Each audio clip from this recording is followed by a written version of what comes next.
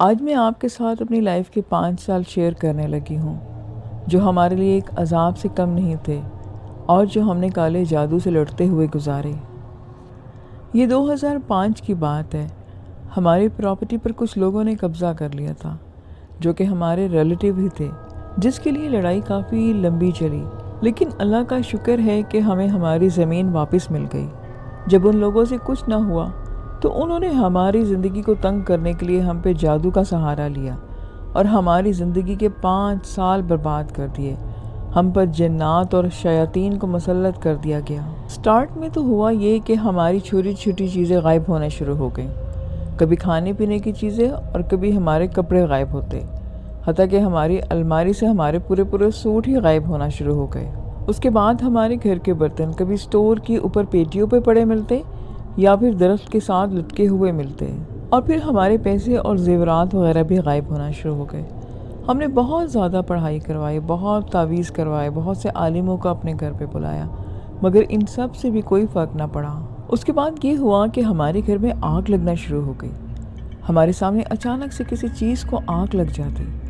ہمارے گھر کے سب پردے، ہمارے کپڑے، ہمارا فرنیچر، حتیٰ کہ کارپٹ بھی ہمارے جل گئے۔ اچانک سے شعلہ بھڑکتا اور وہ آگ اس قدر تیز ہوتی کہ اس کے پاس جانا بھی ممکن نہیں ہوتا۔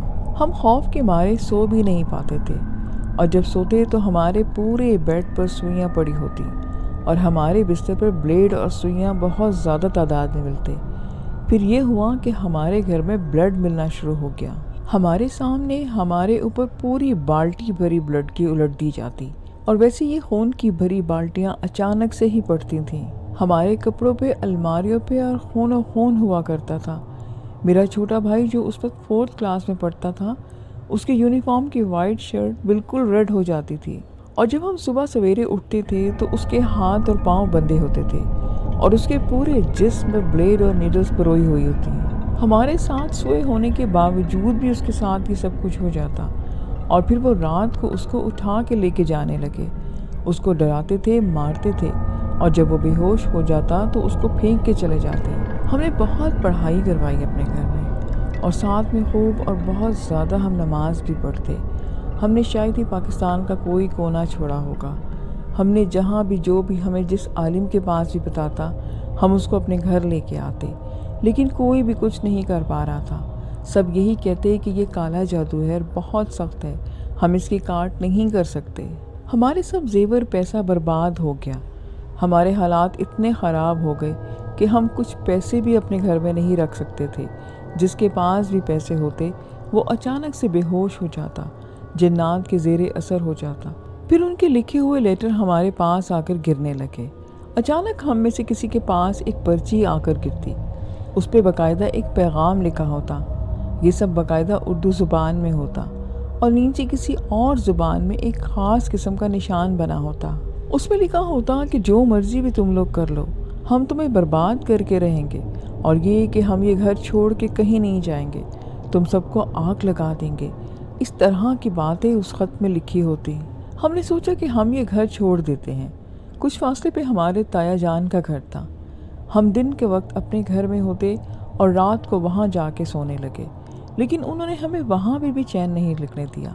وہاں پر بھی ہم جب اٹھتے تو نیڈلز اور بلیڈز ہمارے کپڑوں میں پروئے ہوئے ہوتے اور ہمارے ہاتھ پاؤں بندھے ہوتے۔ وہ اپنے لیٹر میں ہمیں لکھتے کہ تم لوگ جہاں بھی جاؤ گے مگر ہم تمہیں ساتھ جائیں گے اور تم لوگوں کو نہیں چھوڑیں گے۔ اور وہ ہمارے گھر میں اب ہمیں گھومتے پھرتے نظر آنے لگے۔ ایون وہ ہماری شکل میں آ کے دوسرے سے بات کر کے بھی چلے جاتے۔ کبھی کبھی لڑکی ہوتی اور کبھی بوڑھے آدمی، کبھی بچے اور کبھی عورتیں، مختلف لوگ ہمیں دکھتے اور ایک دم سے غائب ہو جاتے۔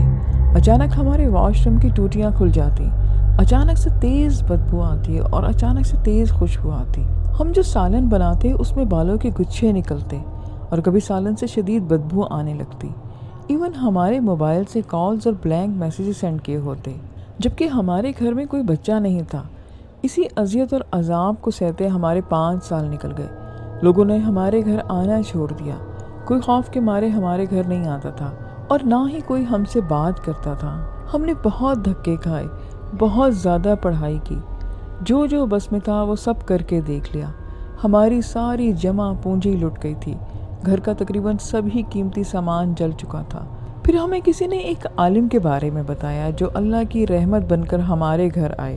انہوں نے اپنے علم کے ذریعے اس کالے جادو کی کاٹ کے انہوں نے 1 سال تک ہمارے گھر وظائف اور پڑھائی اور مختلف چلے کاٹے، کیلیں ٹھوکیں اور بہت کچھ کیا، اور انہی کے ذریعے اللہ نے ہمیں اس عذاب سے نجات دلایا۔ ہم سب آج بھی اپنے اسی گھر میں رہتے ہیں اور وہ خوفناک یادیں ہمارے دل و دماغ میں چپک چکی ہیں۔ میں تو اب بھی خواب میں ڈر جاتی ہوں۔ اگلا ریئل انسیڈنٹ کراچی سے سینڈ کیا گیا ہے، جو کراچی یونیورسٹی کے بارے میں ہے۔ آئر ڈپارٹمنٹ سے لے کے شیخ زید والے گیٹ کے رستے کو سبھی لوگوں کو پتہ ہے کہ بہت ہانٹڈ ہے، اور بہت سے لوگ تو وہاں پہ پیرانارمل ایکٹیویٹیز فیل بھی کر چکے ہیں۔ اس رستے پر گرلز ہاسٹل کے سامنے کچھ گیسٹ ہاؤسز ہیں جن کے 1 یا 2 ہی کیئر ٹیکر ہیں جو گیسٹ کے آنے پر سب کو سپروائز کرتے۔ کچھ دن پہلے میرے کچھ جاننے والے جو یونیورسٹی سے تعلق رکھتے ہیں، اس رات ان کو وہاں رکنا تھا، تو میں بھی وہاں رکنے چلے گئی کیونکہ مجھے رات میں کراچی یونیورسٹی بہت فیسینیٹ کرتی ہے۔ جب آخری بار وہ کیئر ٹیکر آیا تو اس نے ہمیں مذاق میں پوچھا کہ یہ رستہ خاصا مشہور ہے، تو پھر یہ گھر بھی ہانٹڈ ہوں گے، جس پر پہلے وہ اسمائل کر کے چپ رہا، اور پھر ہمارے بے حد اصرار کرنے پر انہوں نے کچھ سٹوریز سنائیں، جس میں سے ایک عجیب سی سٹوری یہ تھی۔ وہ بتاتے ہیں کہ اکثر ڈپارٹمنٹ آف کرمنالوجی جو گیسٹ ہاؤس کے بالکل سامنے ہے، آدھی رات میں ایسے روشن ہو جاتا ہے کہ جیسے وہاں باقاعدہ آگ لگائی جا رہی ہو، اور کبھی آدھی رات کے وقت وہاں پر باقاعدہ اندھیرے میں سائے چلتے نظر آتے۔ خیر ایسی ہی سردیوں کی ایک رات میں کچھ گیسٹ وہاں رکے ہوئے تھے، تو سگریٹ پیتے پیتے باہر آ گئے۔ تب انہیں سامنے کچھ لڑکیاں ڈپارٹمنٹ کے 1st فلور کی وال پر چڑھ کے اوپر جاتی ہوئی دکھیں، اور تبھی کوئی عجیب سی جانور جیسی مخلوق سامنے ڈپارٹمنٹ کی چھت پر اچانک بیٹھی ہوئی دکھی، اور اس کا سائز بڑا جا رہا تھا، اور پھر اچانک ہی دونوں منظر غائب ہو گئے۔ انہیں لگا کہ یہ ان کا وہم تھا، پھر بھی انہوں نے آیت الکرسی پڑھنا شروع کر دی۔ وہ اندر جانے لگے کہ ایک بوڑھے آدمی نے انہیں پیچھے سے آواز دی جو وہاں اچانک سے ہی نمودار ہو گیا تھا۔ گارڈ نے اسے پوچھا کہ چاچا خیریت اتنی رات کو یہاں، جبکہ انہیں کریپی وائبس آ رہی تھیں، لیکن ان کے حصار مضبوط تھا اس لیے وہ ڈرے نہیں۔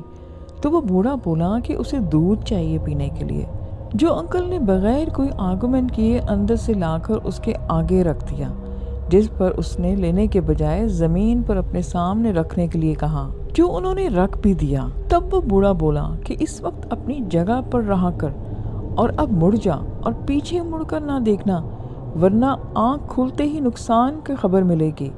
یہ سن کر وہ ڈر گئے اور چپ چاپ اندر چلے گئے، اور گیٹ بند کرتے انہوں نے عجیب سی چنگھاڑنے کی آواز اندر آنے لگی، تو انہوں نے تجسس کی وجہ سے گیٹ کے سوراخ میں سے باہر جھانک کے دیکھا، تو وہی جانور دودھ پی رہا تھا جو ڈپارٹمنٹ کی چھت پر نظر آیا تھا۔ انکل اسے اتنا قریب سے دیکھ کر اپنے کمرے میں گھس گئے، اور انہیں اس وقت جو بھی کچھ یاد تھا وہ پڑھتے ہوئے اپنے بلینکٹ میں چلے گئے۔ فجر کے وقت ان کی فون کالز کی وجہ سے آنکھ کھلی، تو ان کے گاؤں سے کال تھی جہاں ان کی فیملی رہتی تھی۔ رات کے وقت ان کی بیوی کا مس کیریج ہو گیا تھا، جبکہ وہ بالکل صحت مند تھی، اور دوسری چیز ان کا ہاتھ عجیب و غریب قسم کا چلا ہوا تھا، اور پورے کمرے میں ماس جلنے کی گندی بدبو آ رہی تھی۔ خیر جب وہ گاؤں گئے اور سب سے پتہ کیا، جب ان کی بیوی نے بتایا، اور وہ بہت حیران ہوئی کہ اچانک یہ سب کیسے ہو گیا۔ ان سے ٹائم پوچھا تو انہوں نے بتایا کہ رات کے 1 بجے ان کو درد اٹھا تھا، اور یہی وہ وقت تھا جب وہ گارڈ اپنے کمرے میں آ کے ڈر کے سویا تھا۔ ان کے کہنے کے مطابق اگر وہ اس بوڑھے کی بات مان لیتے اور باہر نہ جھانکتے تو یہ سب کچھ نہ ہوا ہوتا۔ اپنے کام کے سلسلے میں مجھے مختلف شہروں میں سفر کرنا پڑتا ہے۔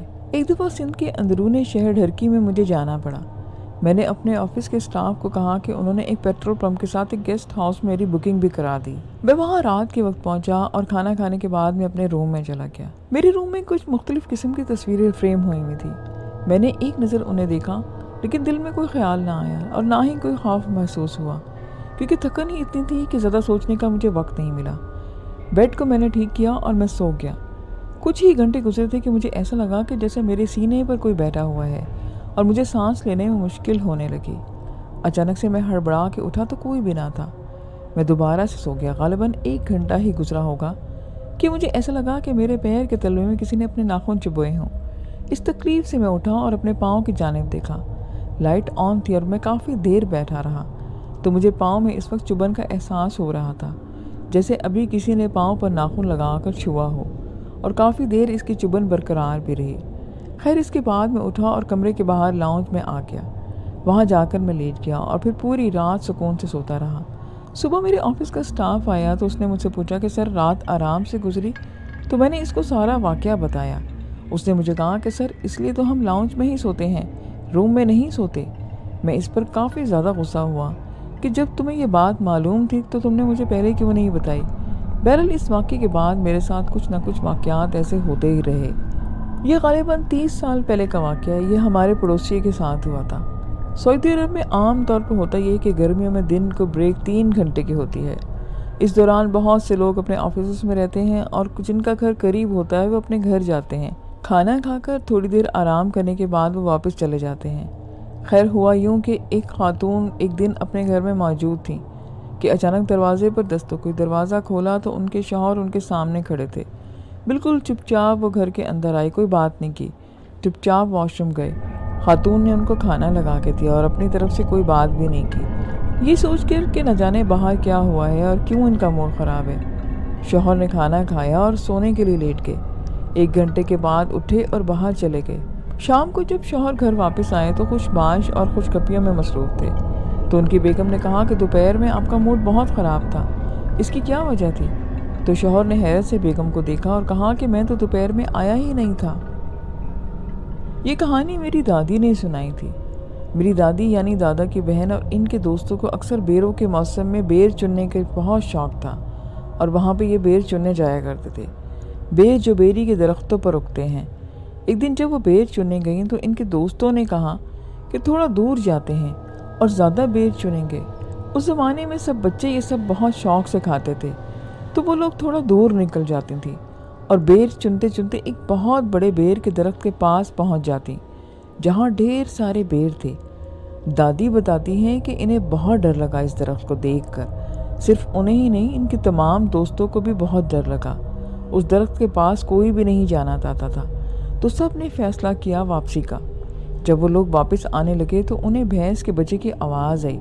جب وہ لوگ واپس اس درخت کے پاس آئے تو وہاں ایک بھینس کا بچہ تھا جس کا پورا پیٹ چیرا ہوا تھا اور پیٹ کی انتڑیاں باہر آئی ہوئی تھی۔ وہ درد سے چیخو چلا رہا تھا۔ یہ نظارہ دیکھ کر دادی لوگ بہت ڈر گئیں اور وہاں سے بھاگ گئیں۔ وہ گھر آ کر سب کو اس بچے کے بارے میں بتانے لگی، جبکہ کچھ گھر کے بڑے وہاں جا کر دیکھنے گئے۔ وہاں پر کچھ بھی نہ تھا۔ دادی کہتی ہے کہ اس درخت پر کوئی چیز تھی جو انہیں اپنے پاس بلا کر مارنا چاہتی تھی۔ یہ 2003 کا واقعہ ہے جب کراچی میں رہتا تھا۔ 31 دسمبر کی رات تھی۔ ہم سب دوستوں نے پلان بنایا کہ نیو ایئر نائٹ ہم سب دوست مل کر منائیں گے۔ میں اپنے ایک دوست کے گھر پہنچا تو ابھی باقی دوست نہیں پہنچے تھے۔ میں اور میرا دوست باتیں کر رہے تھے۔ جب وقت دیکھنے کے لیے میں نے وال کلاک کی طرف دیکھا تو وہ بند تھی۔ میں نے دوست سے پوچھا کہ کیا گھڑی خراب ہے؟ تو اس نے جواب دیا کہ ہاں، ہم نے بہت سیل چینج کیے لیکن یہ گھڑی آدھا گھنٹہ چل کر رک جاتی۔ تو دوست نے بتایا کہ اس کے گھر کچھ جنات کے اثرات ہیں۔ میں نے دوست کی باتوں کو مذاق میں اڑا دیا، لیکن اس نے کہا کہ جنات کا مذاق نہیں اڑاتے۔ میں نے دوست سے پوچھا کہ اس کے گھر کیا معاملات ہوتے ہیں؟ تو اس نے بتایا کہ ان کے گھر اکثر 2.5 فٹ کے ایک مخلوق نظر آتی ہے، خالی کمروں میں جاتی ہے۔ اس لیے جب ہم کسی خالی کمرے میں داخل ہوتے ہیں تو پہلے ہی آواز لگا دیتے ہیں تاکہ وہ غائب ہو جائیں، اور گھر سے اکثر چیزیں گم ہو جاتی۔ اس نے بتایا کہ بقرہ عید کے دن جب ہم لوگ ایک بکرا خرید کر لائے، وہ بہت شور کرتا تھا۔ ایک رات ان کی دادی کو خواب آیا کہ ایک سفید لباس والا آدمی تلوار اٹھائے بکرے کے ٹکڑے کر رہا ہے، اور بکرے کے ٹکڑے کرنے کے بعد بولا کہ یہ سب بہت گند کرتے ہیں۔ دوست کی دادی نے اس کو آواز دی اور کہا کہ بکرے کو کہیں اور باندھ دو اور وہ جگہ بھی صاف کر دو۔ تو دوست نے رات ہونے کے باوجود دادی کی بات پر عمل کیا اور اس کے بعد وہ بکرے کی گندگی فوراً صاف کرنے لگے۔ ابھی دوست نے اتنا قصہ سنایا ہی تھا کہ باقی دوست بھی ہمارے آ گئے اور ہم سب نیو ایئر منانے لگے۔ واپسی پر 4:30 بج گئے۔ میں واپس آ کر اپنے کمرے میں گیا اور اپنی رسٹ واچ اور کار کی والیٹ سائڈ ٹیبل پر رکھ کر سو گیا۔ صبح جب میں سو کر اٹھا تو میری رسٹ واچ بالکل ٹوٹ چکی تھی، جسے کسی نے ہتھوڑا مار کر توڑا ہو۔ میں بہت شاکڈ ہوا کیونکہ روم لاک تھا۔ میں نے امی سے پوچھا کہ کوئی میرے روم میں آیا تھا؟ تو امی نے کہا کہ تمہارے کمرے میں تو کوئی کیسے آ سکتا ہے، اور کوئی تمہاری گھڑی کیوں توڑے گا؟ پھر میں نے اپنے دوست کو فون پہ بتایا کہ تمہارے کا جو کچھ ہے اس نے میرا نقصان کر دیا ہے۔ تو میرا فرینڈ یہ سن کر بالکل خاموش رہا۔ میں نے اس کو پھر کہا کہ سن رہے ہو؟ دوست نے جواب دیا کہ میں نے تمہیں منع کیا تھا کہ ان کا مذاق مت اڑاؤ، شکر کرو کہ انہوں نے صرف تمہاری گھڑی توڑی ہے، تمہارا کوئی اور جانی نقصان نہیں ہوا۔ بطول نے یہ کچھ واقعات ہمیں سینڈ کیے ہیں۔ یہ 1996 کے وقت کے واقعات ہیں، جو میری نانوں کی اپنی گائے تھی جو ہر صبح فجر کے وقت دودھ دھونے خود جایا کرتی تھی۔ جانور والی حویلی میں وہ جاتی تھی۔ ایک دن وہ معمول کے مطابق دودھ نکالنے گئیں تو گائے کی ٹانگیں بندھی ہوئی تھیں۔ حویلی کا تالا لانا خود کھولتی تھی، کوئی ملازم وغیرہ نہیں تھا، اور گائے کے تھنوں میں سے دودھ گر رہا تھا جیسے ابھی کسی نے دودھ نکالا ہے۔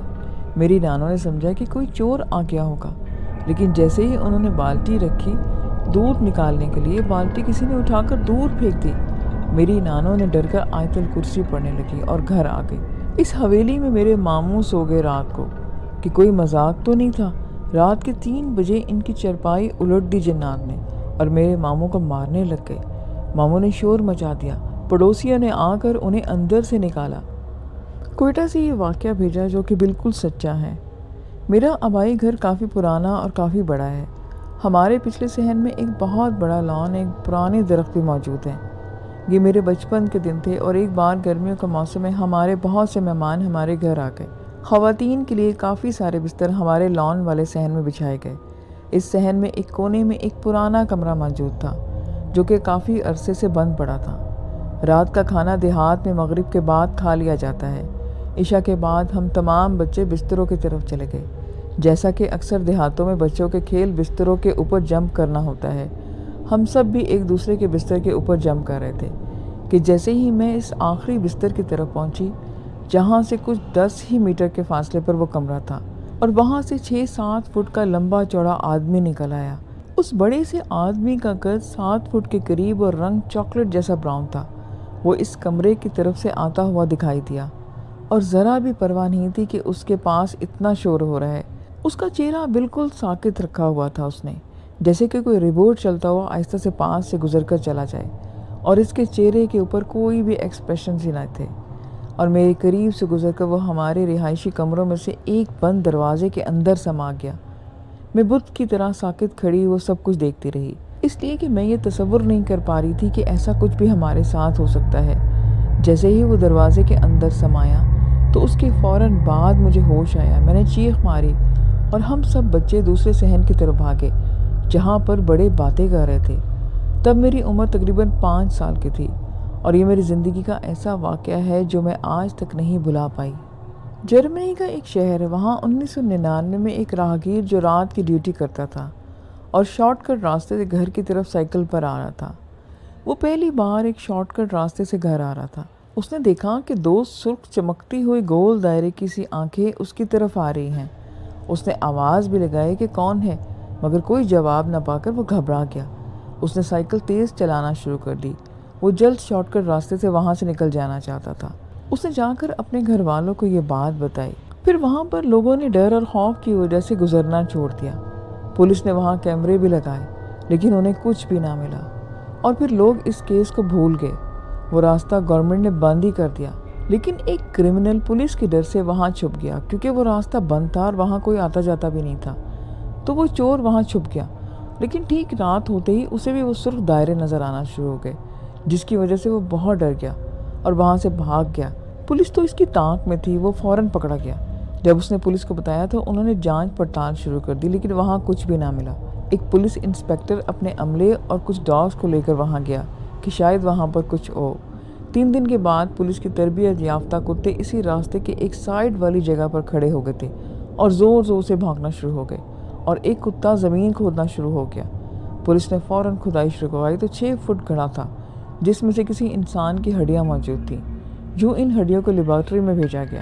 وہ ہڈیاں ایک کم عمر لڑکی کی تھیں جس کی عمر 13 سال کے لگ بھگ تھی، اور اس کے ہاتھ میں پیتل کے فوجی کا نشان تھا جو جرمن فوجی نے اپنی شرٹ پر لگاتے تھے، اور ایک سلور کے پرانے سکے بھی ملے ہوئے تھے جو کہ پیسے تھے۔ ہڈیاں تقریباً 60 سال پرانی تھی۔ یہ خبر اس وقت ٹی وی پر چلی، اخبار میں آئی۔ وہ کون تھی اور اسے کس نے مارا تھا؟ اس کا ریپ ہوا تھا اور پرانے ریکارڈ میں بھی چیک کیا گیا، لیکن کچھ بھی نہ پتہ چلا۔ تو اس طرح پولیس نے اسے دفن کر دیا اور راستہ کھول دیا۔ لیکن اس دن کے بعد وہ سرخ دائے کبھی کسی کو دوبارہ نظر نہیں آئے۔ لیکن ایک دن اچانک اس شہر کے پولیس اسٹیشن میں ایک ادھیڑ عمر آدمی لڑکھڑاتا ہوا آیا، اور اس نے آتے ہی پولیس کو یہ بات بتائی تو وہ بہت حیران کن تھی۔ اس نے کہا کہ وہ ریٹائرڈ فوجی ہے اور اس کی عمر 80 سال ہے اور وہ آخری عمر میں سکون سے مرنا چاہتا ہے۔ اس کے ضمیر پر ایک بوجھ ہے جسے آج وہ اتارنا چاہتا ہے۔ اس نے بتایا کہ دوسری جنگ عظیم زوروں پر تھی، میں فوج میں تھا اور میری پوسٹنگ اسی علاقے میں ہو گئی۔ یہ علاقہ نیا تھا۔ ایک دن میں اور میرا دوست گشت پہ نکلے ہوئے تھے۔ وہ دوپہر کا وقت تھا۔ ہم نے سڑک پر 2 بچیاں جاتی دیکھی۔ دونوں ہی نے اسکول بیگ لٹکا رکھے تھے۔ ہم ان کے پیچھے تھے اور ان میں سے ایک بچی دوسری جانب چل پڑی۔ میں وہیں اپنی بارکوں میں جانا چاہتا تھا کہ اچانک میرے دوست نے کہا کہ فلاں جگہ چلتے ہیں۔ اس نے اس بچی کا راستہ پوچھا۔ بچی بہت پیاری اور معصوم سی تھی۔ اس نے کہا کہ وہ وہیں جا رہی ہے۔ ہم بھی اسے اپنے پیچھے اسی راستے پر چل پڑے۔ چلتے چلتے وہ ویران راستے میں بچی نے اشارہ کیا اور وہ خود پاس جانے لگی۔ تو میرے دوست نے اسے کہا کہ وہ تھوڑی دیر میں ایک ساتھ ہی چلتے ہیں۔ تو وہ بچی بات مان گئی۔ لیکن جیسے ہی وہ اس راستے پر آئی ہماری نیت خراب ہو گئی۔ ہم نے اس بچی کو دبوچ لیا اور پھر اس کے ساتھ زبردستی کی۔ وہ بہت چلائی روئی اور ہمارے آگے گڑ گڑائی بھی، لیکن ہمیں اس پر ترس نہیں آیا اور آخر کار پکڑے جانے کے ڈر سے ہم نے اسے مار کر گڑھا کھود کر دفن کر دیا اور بہت آرام سے اپنے بیرک میں واپس آ گئے۔ وقت گزرتا رہا، کبھی میں اس شہر میں تعینات رہا تو کبھی کسی دوسرے شہر میں، اور میں دوبارہ اب اس شہر میں آیا ہوں، مگر میں بہت بے سکون رہا۔ میرا دوست تو مر گیا لیکن میں زندہ رہا اور روتا رہا۔ میں نے کیا کر دیا؟ ایک کم سن لڑکی کی ماں صدمے سے پاگل ہو گئی تھی۔ وہ اس کی ایک ہی اولاد تھی۔ میرے سینے پر بہت بڑا بوجھ تھا جو آج اتر گیا ہے۔ پولیس نے اسے گرفتار کر لیا اور جیل میں ڈال دیا۔ آخر میں جب اخبار میں یہ کہانی چھپی تو اس لڑکی کا نام انجیلا تھا، اور اس کی وہی دوست جو اس دن اس کے ساتھ تھی، اس نے بیان دیا کہ اس سے پتہ چلا کہ وہ دونوں ایک ہی اسکول کی کلاس فیلوز تھیں اور وہ بیسٹ فرینڈز تھیں۔ اس لڑکی کا نام پتہ چلا تو اس نے بتایا کہ اسکول کے بعد وہ دونوں گھر واپس آ رہی تھیں اور اس کی ماں نے اسے کچھ پیسے دیے تھے کہ اسکول سے آتے ہوئے وہ یہ چیز واپس لیتی آئے اپنے گھر۔ اور راستے میں ان کو یہ فوجی ملے تو اس نے روتے ہوئے اپنی دوست کو یاد کیا۔ پولیس نے پرانی فائلز کھولی جس میں مسنگ کیس تھا اور اس بچی کی اس فائل میں فوٹوز بھی تھیں، لیکن حیران کر دینے والی بات یہ ہے کہ سرخ آنکھیں کیوں نظر آتی تھیں اور وہ کس کی تھیں، اور پھر جب وہ ہڈیاں ملنے کے بعد دوبارہ سے کیوں نظر نہیں آئیں۔ لسنرز، یہ آج کی سٹوریز تھیں۔ آئی ہوپ کہ آپ کو اچھی لگی ہوں گی۔ مجھے اپنا فیڈ بیک ضرور دیں۔ پھر نیکسٹ ویڈیو میں نیو سٹوریز کے ساتھ ملیں گے۔ خدا حافظ۔